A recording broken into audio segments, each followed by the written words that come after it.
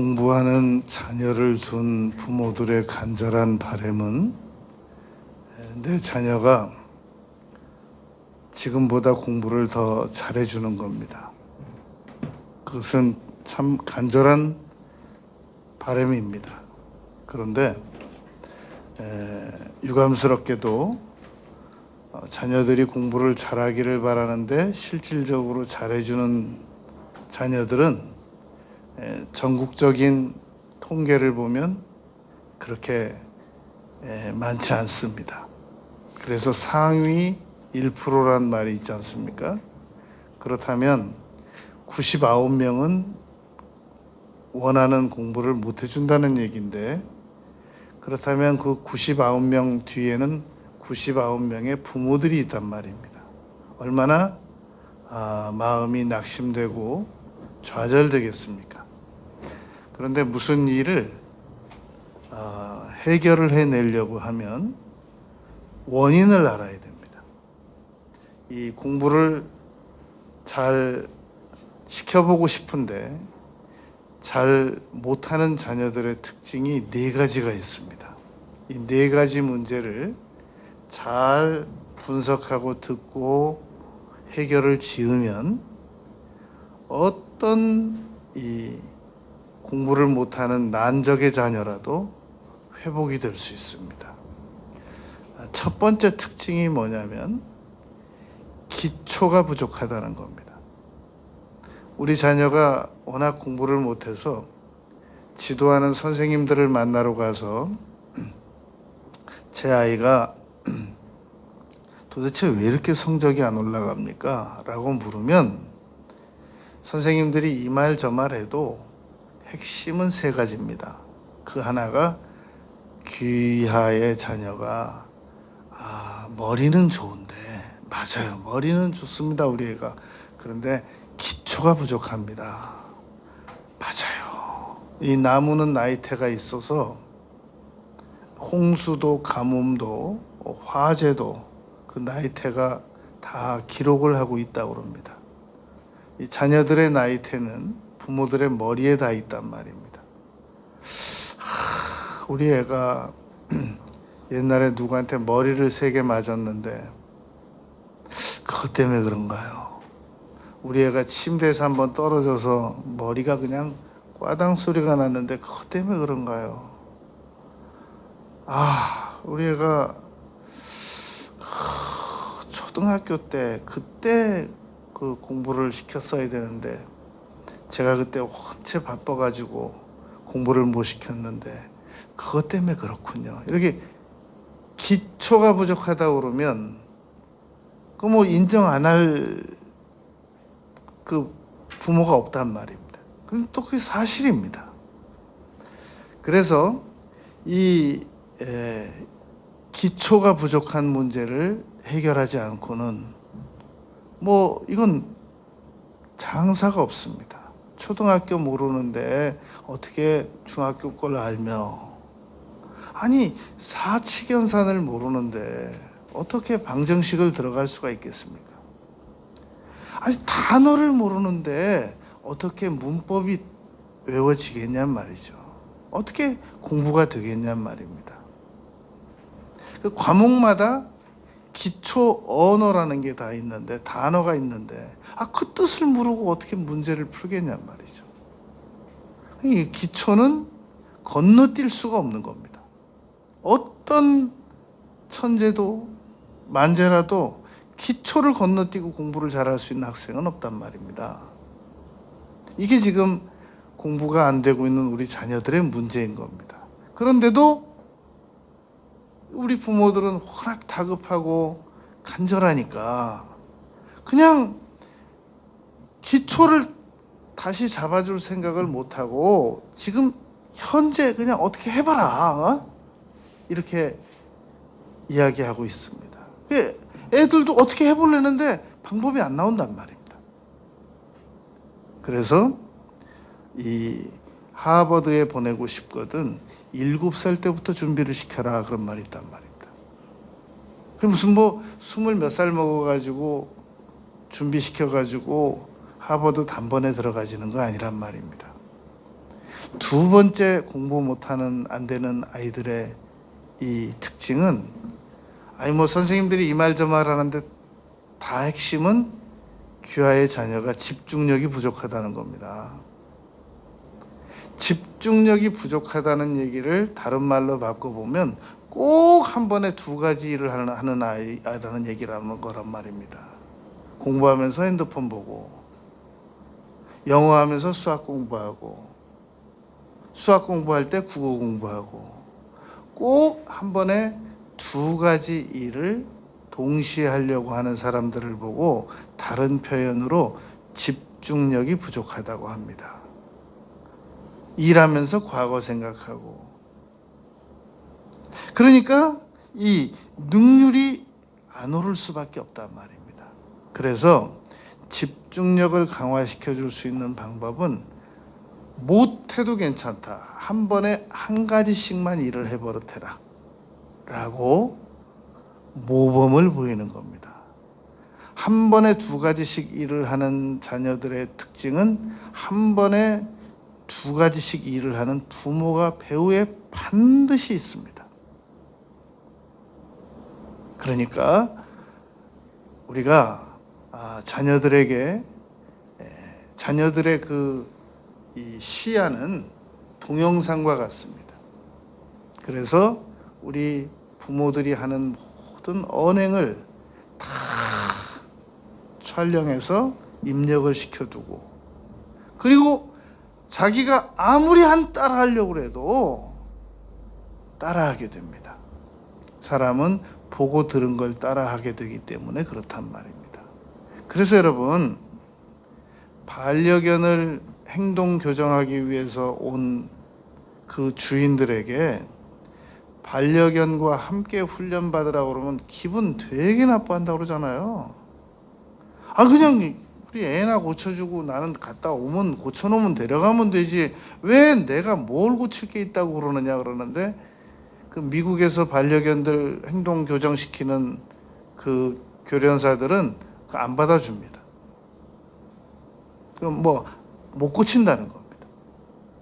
그러니까 늦었지만 자녀들을 고치려면 반드시 부모들이 자존심 꺾고, 그리고 여러분, 배움의 기초로 돌아가는 게 부끄러운 게 뭐가 있습니까? 내 자녀도 고쳐지고 나도 고쳐진다는데. 그래서 한 번에 두 가지 일씩 안 하는 겁니다. 그 전화 걸면서 설거지 드륵드륵 하면서 그 전화 받는 사람들이 있어요. 상대방이 여러분 말 안 해서 그렇지 그 굉장한 신뢰입니다. 그 사람 중요한 만남 가지면서 시계 잡고 보는 사람들이 있습니다. 두 가지 일이잖아요. 대략 시간 추정을 하고 임해야지 계속 얘기하면서 네 말하세요 어떻게 말하라는 거예요, 불안해서.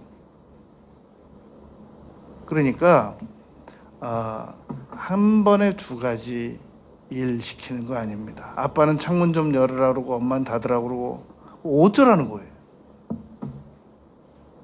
이렇게 이중 언어가, 이중 행동이 이루어지면 그건 어쩔 수 없습니다. 공부 못하고 직장 가서 능률 안 오르고 개인적인 성취 부족하고, 그건 평생의 장애로 따라다니는 겁니다. 우린 신체가 어려워야 신체 장애인이라고 생각을 하는데, 한 번에 두 가지씩 일을 계속 해나가는 사람들은 생각 장애가 있는 겁니다. 한 번에 한 가지씩만 성실하게 해버릇해야 됩니다. 사람은 여러분 동시에 제주도와 하와이를 생각할 수 없습니다. 제주도 생각하고 하와이 생각하든지 하와이 생각하고 제주도 생각하든지 둘 중에 하나를 해버릇해야 된단 말입니다. 세 번째, 이 공부가 안 되거나 덜 되는 그 학생들의 특징은 선생님들이, 학습 지도하는 선생님들이 이 말 저 말에도 핵심은 이겁니다. 친구 문제입니다. 꼭 공부 못하는 친구들은 꼭 공부 안 되는 친구들만 만납니다. 공부를 나름 잘하는 친구들은 설령 공부가 안 되는 친구들이 다가와도 안전거리를 유지할 줄 압니다. 그리고 빠르게 자기 자리로 돌아갑니다. 공부가 안 되는 친구들은 공부에 도움이 안 되는 친구들이 하는 부탁을 웬만하면 다 들어줍니다. 그러니 어떻게 공부가 이루어지겠냔 말입니다. 보통 일반 학습 지도 선생님들이 이 세 가지를 문제 삼습니다. 그리고는 이것을 어떻게 고쳐주어 보려고 하는데 이게 잘 안 되는 겁니다. 네 번째 원인을 몰라서 그렇습니다. 네 번째, 아이들이 이 계속 기초에서 못 빠져나오고 부족해서 못 빠져나오고 집중력 부족하고 공부 방해하는 친구들 만나는 근본적인 이유가 네 번째 있단 말입니다. 그 네 번째 이유가 스스로 확신이 없습니다. 내가 공부를 다시 하면 내가 안 해서 그렇지 내가 공부를 하기만 하면 반드시 잘 될 수 있다. 이게 확신이 없는 겁니다. 그렇기 때문에 오히려 역으로 보여주는 겁니다. 내가 안 해서 그렇지 봐봐 내가 이렇게 집중력이 부족하니까 내가 안 해서 그런 거지 내가 원래 하면 금방 따라잡아요. 그러면서 가만히 지켜보면 평생 안 따라잡아요. 평생 못 따라잡고 평생 집중력이 산만한 채로 그냥 살아간단 말입니다. 왜 그러는가? 확신이 없어요. 내가 이제부터라도 노력하면 할 수 있다 라는 확신이 없는 겁니다. 내가 이제부터라도 노력하면 할 수 있다 라는 것만 믿어지면 친구 관계 정리합니다. 스스로. 내가 이제부터라도 노력만 하면 나는 할 수 있다. 이게 확실히 믿어지면 스스로 기초 공부합니다. 여러분, 우리 어렸을 때 공부할 때는 세상에 한 번 학교에서 못 배운 거는 다시 배울 길이 없었어요. 그리고 과외는 돈 있는 학생들이나 하는 거지 어디 과외를 선생님을 만나요. 유일하게 있는 게 뭐냐면 저 서울역 앞에 가면 대일학원이라고 단과 학원이 있었어요. 한 달에 그냥 한 과목 끝내주는 그 속성. 뭐 성문 종합영어가 하루에 한 50페이지씩 나가는 거예요. 그 길 말고는 어떻게 기초를 회복할 길이 없었어요. 그런데 여러분 요즘에는 인강만 신청해 보세요. 어느 선생님이 30번을 반복해서 가르쳐 줄 수 있겠어요? 인강 하나 끊으면 반복해서 자기만 계속 들으면 나중에 선생님보다 더 잘 외울 수 있습니다. 왜 안 하느냐? 확신이 없어서 그래요. 과연 내 머리 가지고 될까? 과연 내 끈기 가지고 될까? 안 될 거야. 할 수 있는 사람들은 다 따로 있어. 안 될 거야. 그렇기 때문에 여러분, 자녀를 못하는 공부를 다시 잘할 수 있게 만들어줄 수 있는 방법은 할 수 있다라는 믿음을 심어줘야 됩니다. 계속해서. 그게 여러분 늦는 것 같지만 빠릅니다. 선생님들도 공부가 안 되는 아이들을 제대로 훈련시키고 싶거든 계속 칭찬을 해주는 겁니다. 그리고 너 할 수 있다. 할 수 있어. 그래서 예수님께서 마가복음 9장 23절에서 할 수 있거든이 무슨 말이냐? 믿는 자들에게 능히 하지 못할 일이 없느니라 라고 말씀해 주셨기 때문에 그 간질병 걸린 아이 아버지 물불 안 가리고 그 뛰어드는 자녀를 가진 아버지가 결국 믿음을 포기하지 않고 나와서 치료를 받았단 말입니다. 여러분, 이 신앙생활을 지금보다 더 깊게 못하는 분들도 여기다 대입하잖아요. 아주 딱 떨어집니다. 교회는 오래 다녔는데 신앙생활이 늘지 않는 분들이 있습니다. 기초가 부족해요. 여러분, 이 성경책 중고책 보잖아요. 당근에 나오는 성경책 중고 있잖아요. 그거 보면 항상 창세기 한 20장까지가 조금 많이 구겨져 있죠. 나머지는 깨끗해요.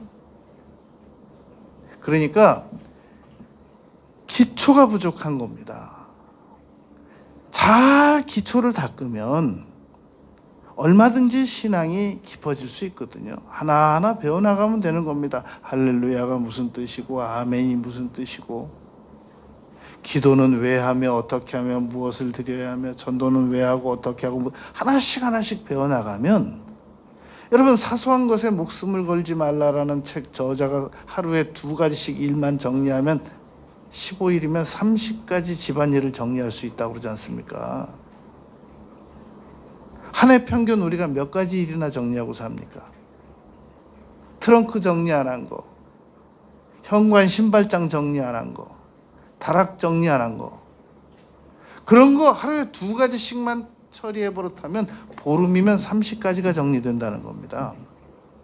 여러분, 하루에 15분씩 3년을 공부하면 어느 나라 기초 회화든지 다 해결이 될 수 있다는 시간 통계가 있단 말입니다. 우리가 안 하는 겁니다. 저는 원래 게을러요. 글쎄, 그 게으름의 근본 원인이 뭐냔 말입니다. 할 수 없다는 생각이 아주 스며들어서 배어져 있어서 그렇단 말입니다. 그러면 왜 할 수 없는가? 5번째 이유. 그럼 나는 할 수 없다는 생각이 나에게, 내 자녀에게 언제 스며들어와서 자리를 잡고 그 생각이 변화가 없는가?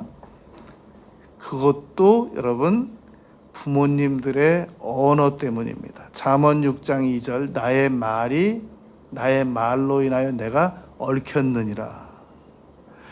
여러분, 요즘은 덜하죠. 우리 때는 정말 다리 밑에서 주워왔다는 말 무지하게 많이 듣고 자랐습니다. 그래서 우리 나이 때 되는 사람들은 지금도 다리 밑에만 지나가면 예의주시하게 돼요. 다리 밑에 뭐가 있나. 자기도 모르게 다리 밑에 자꾸 보는데 왜 보게 되냐면 그 옛날에 하도 들어서 그래요. 다리 밑에 주웠어 너는.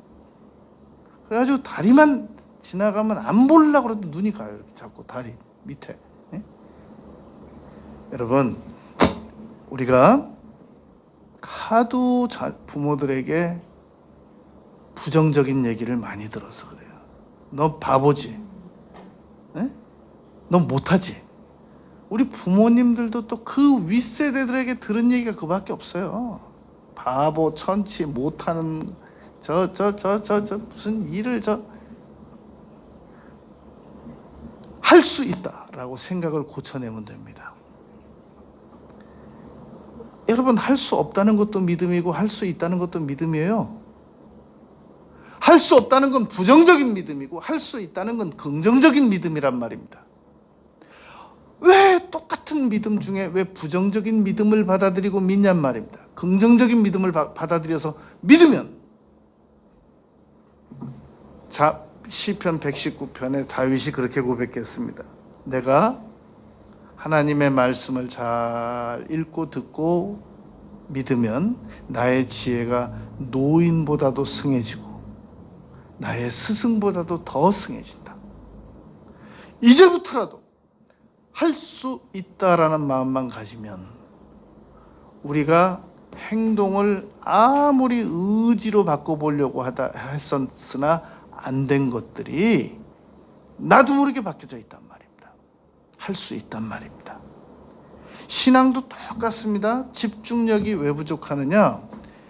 계속해서 이 집중력이 부족한 사람들은 설교 들을 때 주보에다 낙서하고 나중에 그 주보 보면은 월말 계산할 거 다 결제할 거 적어놓고, 그리고 요즘은 그래도 교회 나와서 예배 안 드리기 때문에 그런 분들이 발견이 잘 안 되는데 계속 쪽지 가지고 대화한단 말입니다. 요즘에 여러분 집에서 줌 예배 드리니까 얼마나 얘기하기가 좋겠어요. 중요한 얘기할 때는 화면 잠깐 끄고 얘기하고. 집중력이 약해요. 한 번에 꼭 두 가지 일을 해요. 예배 드리면서 압력밥솥 끄러 다녀야 되고, 예배 시간에 여러분 압력밥솥 안 열리게 조절을 미리 하고 드려버릇하고, 신방 가면 아주 그 압력밥 소리 많이 듣습니다. 팍 터져가지고 설교하려고 그러는데, 그리고 신앙이 잘 안 느는 분들, 꼭 신앙생활에 방해되는 데 도움되는 친구들을 가지고 있습니다. 그래서 그 친구분들이 너는 다 괜찮은데 왜 예수를 믿어가지고 우리를 이렇게 힘들게 하냐, 그런 친구들도 있고요. 그리고 그 주일날 좀 한 주 교회 안 가면 안 되냐? 부터 시작해서 여러 그 방해 많습니다. 그런데 역으로 말하는 방법도 있죠. 너 나 참석 못하게 하려고 지금 날짜 주일로 잡은 거지? 어? 너 주일로 날짜 잡으면 나 참석 못하는 거 알았어 몰랐어? 역으로 질문하는 방법도 있단 말입니다. 공부든 기능직이든 신앙이든 요 세 가지 원리는 변함이 없습니다. 기초 보강하는 거, 집중력 키우는 거, 그리고 방해되는 관계성, 이 안전거리 유지하는 거. 근데 이 세 가지를 바로잡는 방법이 할 수 있다고 믿는 겁니다. 할 수 있다고 믿는 것에 대한 장애는 할 수 없다는 생각을 할 수 있다는 생각으로 밀어내는 겁니다. 여러분, 오늘 본문 말씀은 고린도후서 13장 5절 한 구절입니다. 그런데 요 구절을 이해하려면 세 파트로 나눠서 이해를 해야 됩니다. 요 구절을 이해하려면 세 수로 나눠서 이해를 하면 정확하게 이해가 됩니다. 여러분, 이 13장 5절이 의외로 까다롭습니다. 그래서 자료를 찾아보면 아주 명확하게 해석이 된 주석도 거의 없고, 강의 내용도 거의 없고, 이미 목사님들께서 설교해놓은 내용을 들어도 도대체가 이 구절이 무슨 뜻인가 잘 이해가 안 되는 구절 중에, 난해 구절 중에 하나입니다. 그래서 제가 오늘 아주 이 부분을 명확하게 해석하려고 아주 작정을 하고 나왔어요. 그러니까 오늘 이 구절을 잘 들으면 아주 분명히 이해가 될 수 있습니다. 자, 세 파트로 나눠서 이해를 하면 됩니다. 첫째, 내가 믿음 안에 있는가 확인하라는 겁니다. 내가 예수님 잘 믿고 있는가 확인하라는 뜻입니다. 너희는 믿음 안에 있는가, 너희 자신을 너희는 믿음 안에 있는가, 너희 자신을 확인하라는 겁니다. 내가 예수님을 제대로 믿고 있는가. 두 번째, 내가 예수님을 제대로 믿고 있는가를 알아보기 위해서는 잘 믿을 거야 그러지 말고 시험하라는 겁니다. 테스트해봐라. 그게 두 번째입니다. 세 번째, 그리고 그것만 가지고도 안 돼요. 세 번째가 너희 자신을 확증하라. 이 세 가지입니다. 내가 예수님 잘 믿는 건가? 라고 스스로에게 질문하고, 두 번째 시험하고, 세 번째 확증하라. 그게 바로 이 구절의 세 가지 방법입니다. 이 세 가지를 제가 아주 쉽게 설명을 해보겠습니다. 이거 어려운 구절이에요. 근데 쉽게 설명해 보겠습니다.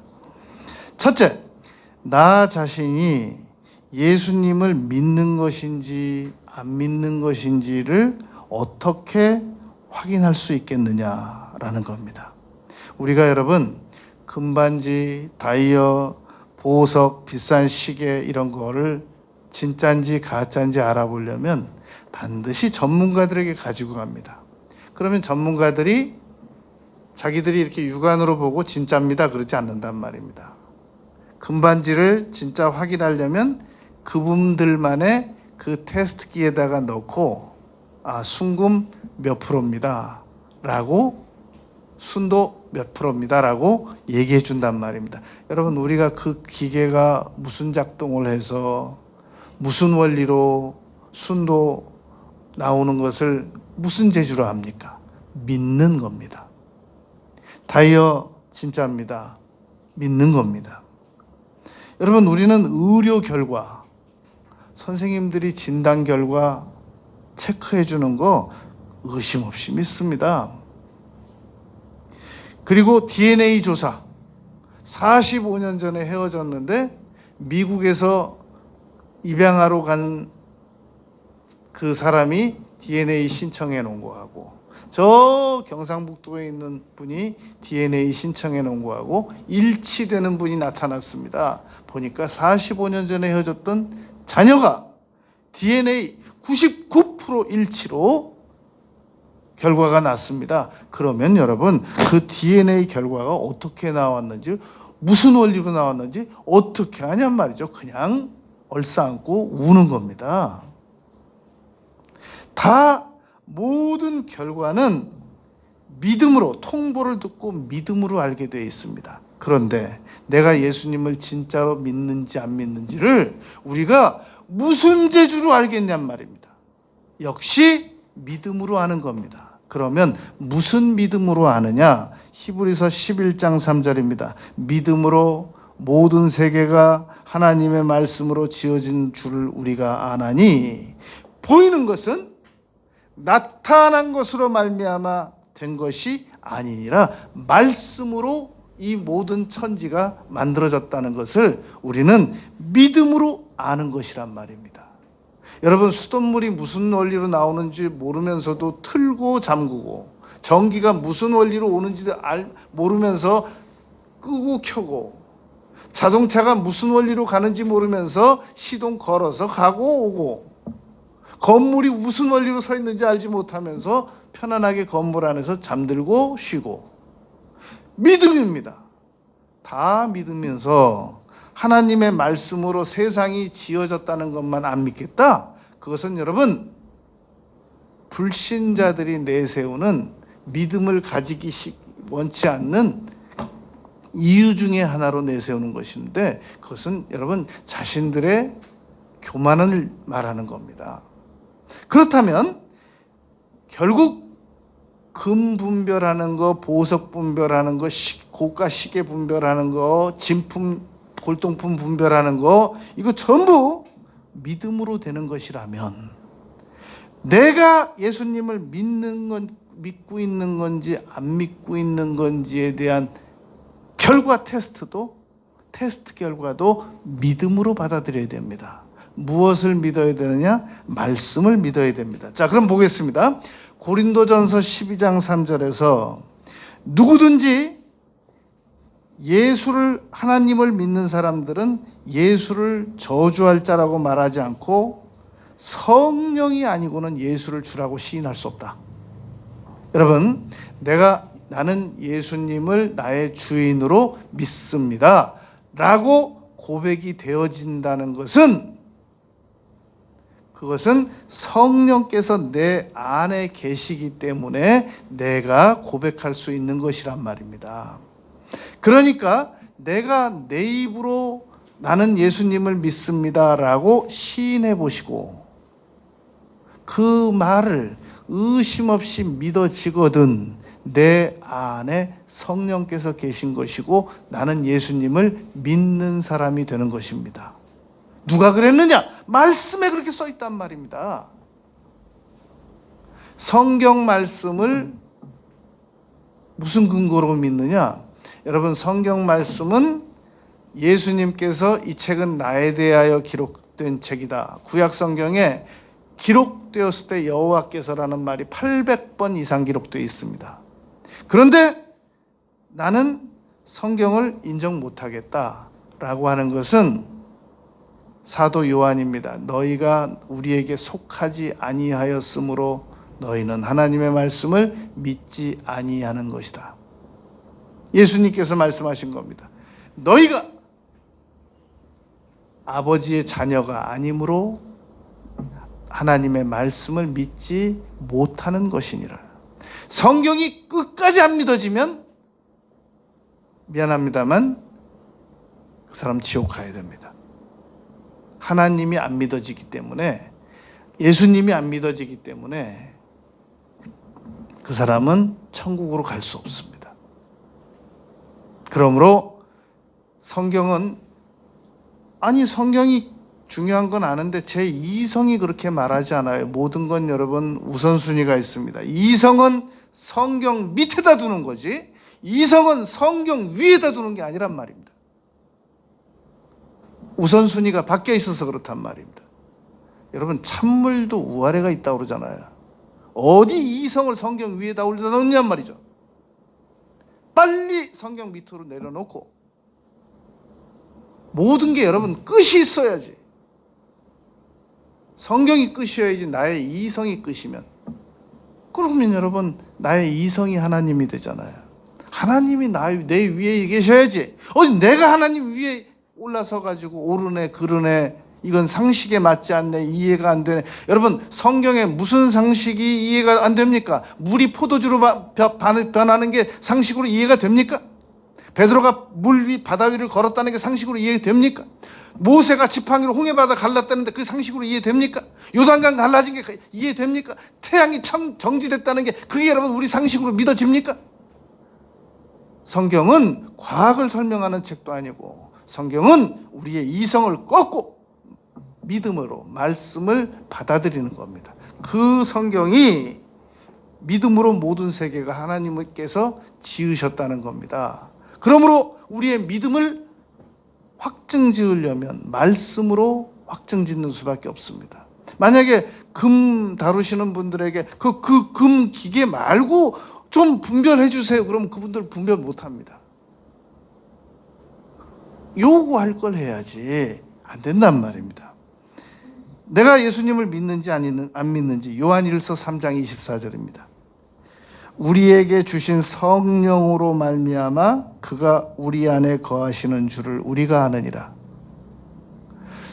누가복음 17장에서 우리에게 하늘나라를 보여주시옵소서라고 제자들이 예수님에게 물었습니다. 예수님께서 이렇게 말씀하셨습니다. 하나님의 나라는 여기 있다 저기 있다 못하고 너희 안에 있느니라.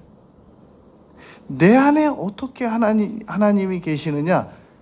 계심은 믿어지고 안 계심은 안 믿어집니다. 내 안에 하나님이 계시는 것 같다 믿어지고 있는 겁니다. 내 안에 하나님이 계신지 안 계신지 모르겠다 안 믿어지는 겁니다. 모르는 게 아니라 안 믿어지는 겁니다.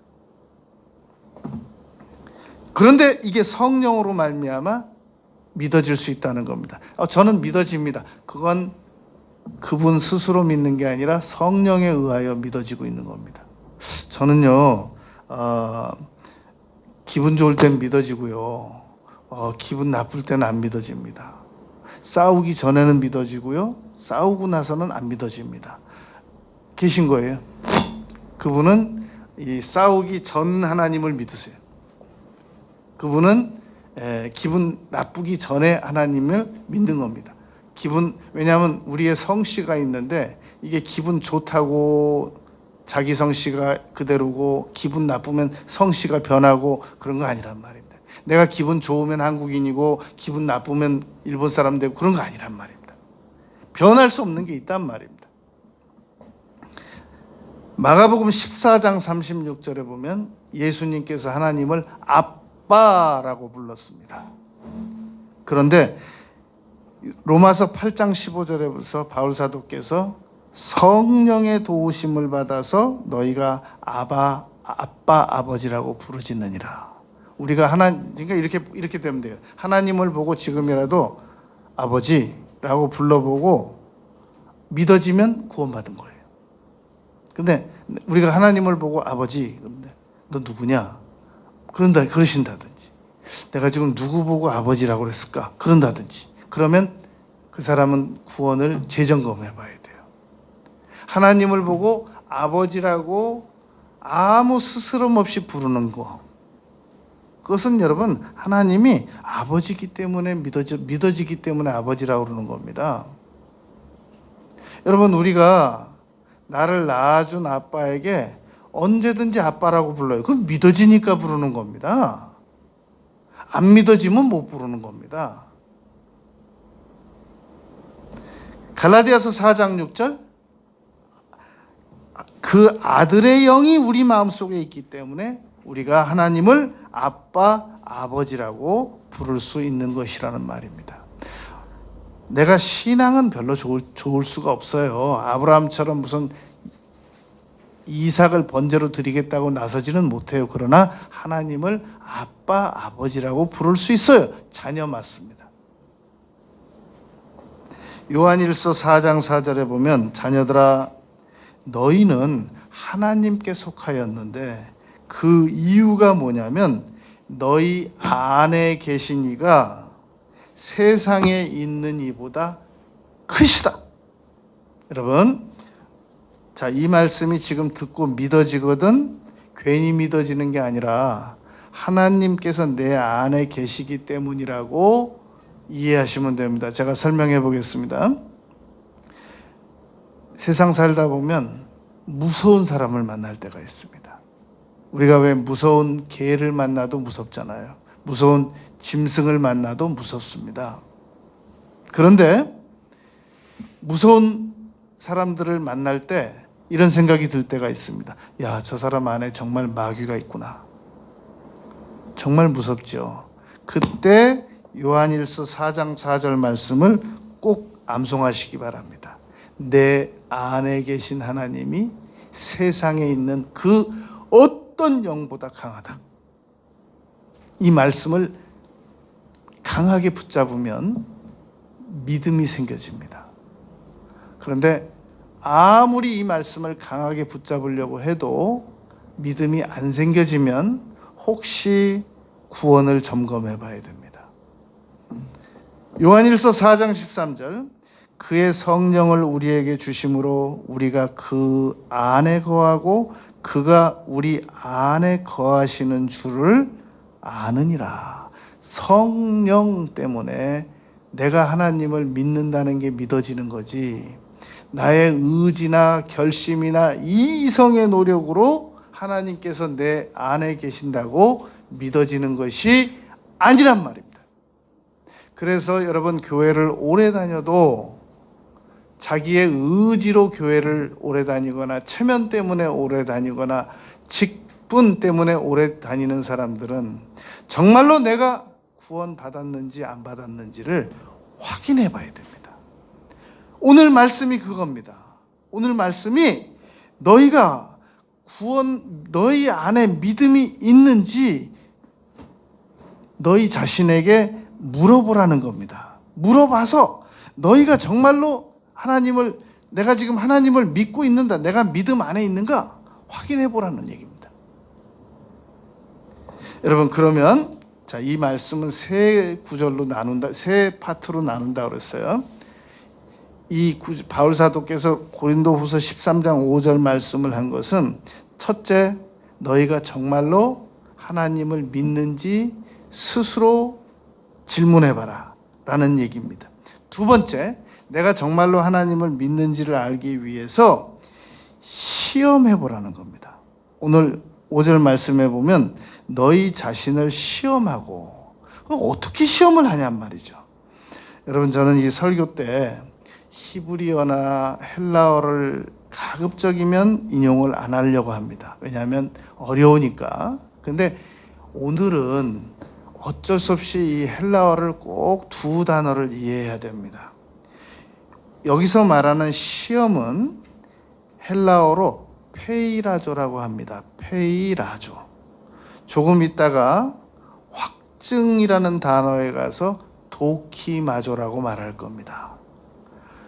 앞에 건 페이라조고 뒤에 건 도키마조인데 마조로 끝나는데 페이라조는 외부적인 시험입니다. 외부에서 나에게 다가오는 시험을 페이라조라고 하고 도키마조는 내 안에서 검증해 볼 수 있는 시험을 도키마조라고 합니다. 그러니까 두 번째, 시험해봐라 라는 말은 다각도로 시험을 해보라는 말인데, 내가 하나님을 믿는 사람인데 안 믿는지 믿는지를 알아볼 수 있는 방법으로는 외부에서 테스트 제한이 오는 겁니다. 여러분, 이 말을 들으면 이해가 훨씬 더 쉬워집니다. 옛날에 우리 부흥사 목사님들께서 많이 예화로 든 예화가 있었습니다. 저도 청년 때 부흥회 가서 그거 여러 번 들었어요. 여러분, 어느 공산당이 예수 믿는 사람들을 집단으로 붙잡아 두었습니다. 이제 그 공산군들이 총을 들고 다 쏴 죽이겠다고 합니다. 그때 자기들끼리 수근수근 대더니 그거 좋은 생각이라고 하면서 무슨 액자를 하나 들고 오는 겁니다. 그러더니 그 액자를 보여주는데 보니까 예수님 초상화였습니다. 그 예수님 초상화를 바닥에다가 던지듯이 던져놓고 그 공산군들이 붙잡아둔 예수 믿는 사람들에게 하는 얘기입니다. 누구든지 이 예수님 초상화에다가 침 뱉고 발로 밟고 지나가면 살려준다. 그때 그 부흥사 목사님들 이 예화 말하잖아요. 그러면 아주 물 끼얹듯이 조용해요. 워낙 심각한 얘기잖아요. 그때였습니다. 그 다 퇴하고 발로 밟고 다 퇴하고 발로 밟고 그렇게 지나가는 겁니다. 근데 한 청소년이 나오더니 그 초상화에 그 뱉어진 침을 자기 혀로 다 핥아내고, 그때부터 여집사님들 권사님들 수건 다 꺼내가지고 울면서 그 설교를 듣는 거예요. 하여튼 부흥사 목사님들 얼마나 그 얘기 잘하는지. 다 침 흐르고 액자를 다 꺼내고, 그리고 자기는 이제 공산군에게 총으로 맞아 죽겠다고 그렇게 얘기를 했다는 겁니다. 그때였습니다. 여러분, 그 공산군이 그렇게 말하는 겁니다. 너만 진짜야. 너만 살려주고 나머지는 다 죽인다. 이랬다는 겁니다. 여러분, 여러분 보세요. 외부적으로 다가오는 시험, 외부적으로 다가오는 시험에 통과를 하면 그게 내가 진짜 믿는지 안 믿는지가 분별이 될 수 있다는 겁니다. 평상시에는 모른다는 겁니다. 외부에서 너는 기도만 했다면 이제 사자굴 들어가는 거야 라고 하는 테스트가 들어왔을 때 다니엘은 기꺼이 국무총리씩이나 되는 사람이, 일반 공무원이 아닙니다. 여러분, 일반 구급 공무원이 아닙니다. 총리씩이나 되는 사람이 기꺼이 기도 포기하지 않고 문 닫으면 되거든요. 기도 시간 변경시키면 되거든요. 무릎 안 꿇고 기도하면 되거든요. 성전 쪽 안 바라보고 하면 되는 거거든요. 눈 뜨고 기도하면 되는 거거든요. 굳이 문 열려진 대로 시간 정해진 대로 무릎 꿇고 3번 다 기도하다가 사자굴 들어갔단 말입니다. 외부에서 다가온 테스트에 의하여 확실히 하나님을 믿는 사람으로 결과가 나왔다는 얘기란 말입니다. 예수님께서 40일 동안 광야에서 금식하셨습니다. 외부에서 시험이 다가왔습니다. 마귀가 와서 돌로 떡을 만들으라고 그러고 높은 데 가서 뛰어내리라고 그러고 자기에게 절하라고 했단 말입니다. 기록되었을 때라는 말씀으로 극복했단 말입니다. 확실히 하나님의 아들이었다는 것이 테스트 결과 증명됐다는 얘기란 말입니다. 세 번째, 내가 정말로 예수님을 믿는 사람인지 안 믿는 사람인지 어떻게 확증할 수 있겠느냐는 겁니다. 하나님의 이 너희는 믿음 안에 있는가 너희 자신을 시험하고, 세 번째, 너희 자신을 확증하라. 시험하라는 아까 단어는 페이라조라고 그랬습니다. 여기서 말하는 확증은 도키마조라고 합니다. 같은 시험인데 페이라조는 외부에서 다가오는 썩 유쾌하지 않은 시험을 말합니다. 도키마조는 시험은 시험인데 스스로 조사해보라는 겁니다. 내적으로 아무도 문제 제기를 안 할 그때 내가 정말로 제대로 된 박사인가? 내가 정말로 제대로 된 석사인가? 내가 정말로 제대로 된 예수님 믿는 사람 맞는가? 스스로 조사를 해보라는 겁니다. 여러분, 이 확신은 확신교리라고도 합니다. 종교개혁 시대에 확신을 믿는 사람들은 확신이 있어야 된다라는 파가 한 파가 있었고, 종교개혁 시대에 확신 그것은 불안정하다라고 주장하는 파가 있었습니다. 왜냐하면 예를 들면 천주교에서는 확신을 가지지 못하게 했습니다. 왜냐하면 내가 예수 믿고 나는 확실히 천국 갈 것이다 라고 확신을 가지게 되면 면죄부가 안 팔릴 거 아닙니까? 늘 나는 천국 갈 수 없다. 나는 지금 죽었다가는 무조건 지옥이다. 마음이 불안한 사람들이 와서 면죄부도 사고 와서 헌금도 드리고 그럴 거 아니겠습니까? 그러니까 천주교에서는 확신교리를 반대했단 말입니다. 그러나 그 천주교에서 95개 조항을 가지고 뛰어나온 프로테스탄트 루터는 확신교리를 주장했단 말입니다. 예수 믿는 사람들은 확신이 있어야만 한다. 그래서 오래전에 천국 가신 미국의 플로리다에 지금 아파트 사고 난 그 지역에서 있던 그 플로리다 코럴리지 프레스비테리안 장로교의 그 제임스 케네디 목사님께서는 전도 방법을 개발해냈습니다. 그래가지고 대단히 죄송합니다만 선생님 오늘 죽으시면 천국 갈 수 있습니까? 라고 물어서 갈 수 없다고 하면 그러면 갈 수 있는 방법을 알려드릴까요? 라고 제안하는 전도 방법을 개발했었습니다.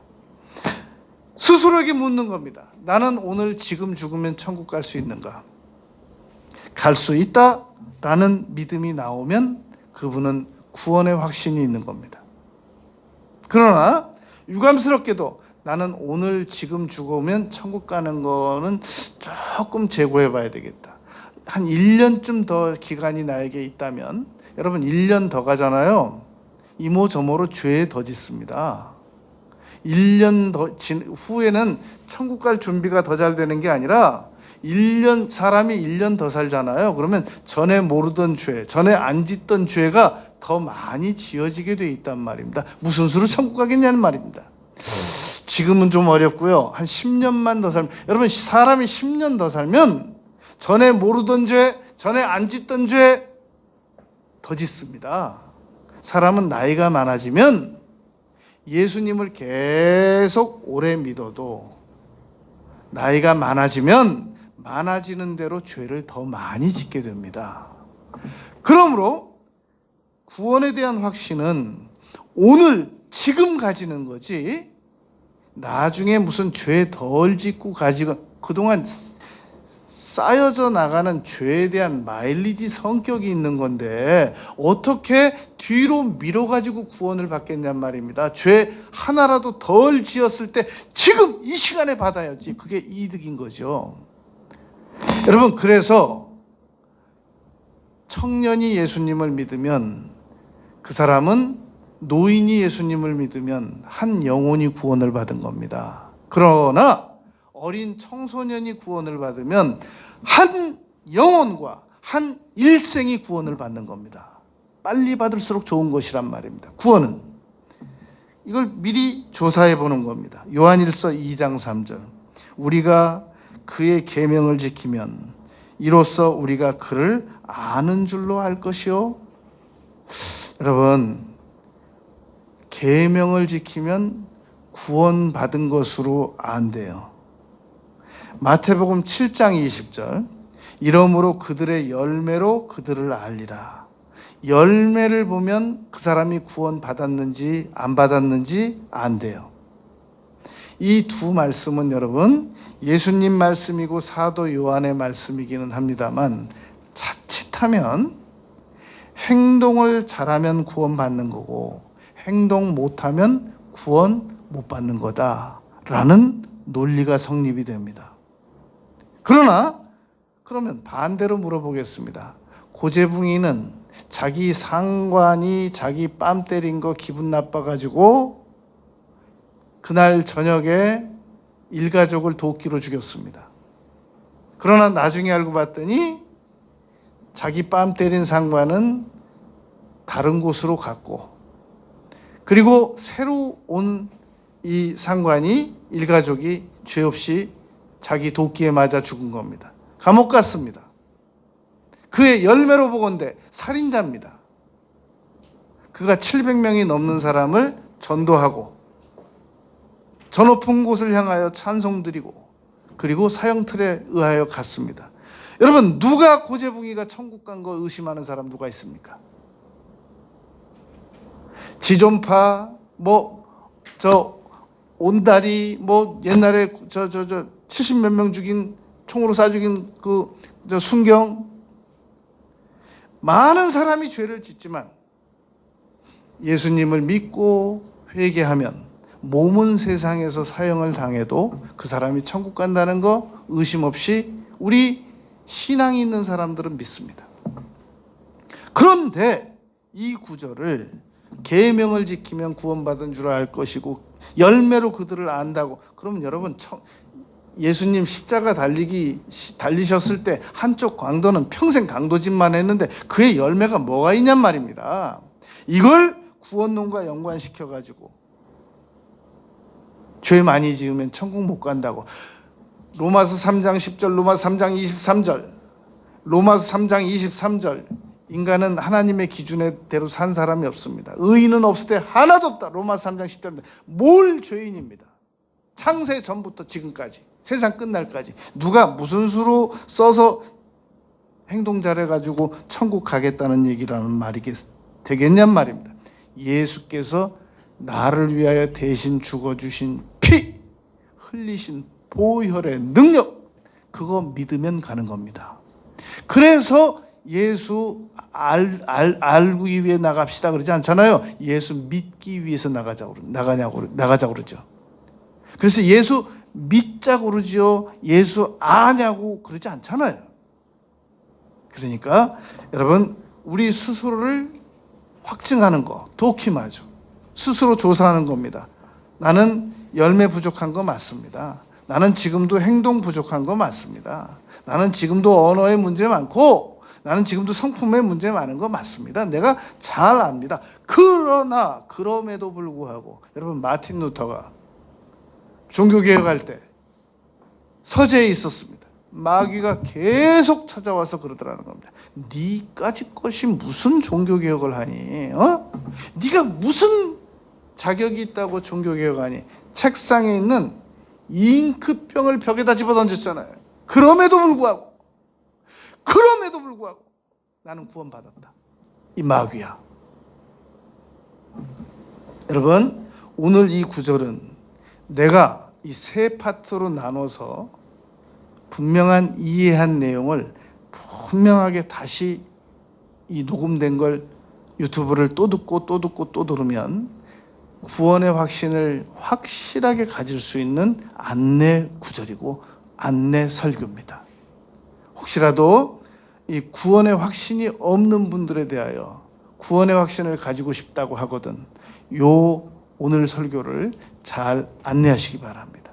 그리고 우리도 내가 구원 받았는지 안 받았는지 의심스럽고 확신이 없을 때는 다시 이 내용을 다시 들으면 아, 내가 예수님 믿는 거 맞구나. 아, 내가 구원 받은 거 맞구나.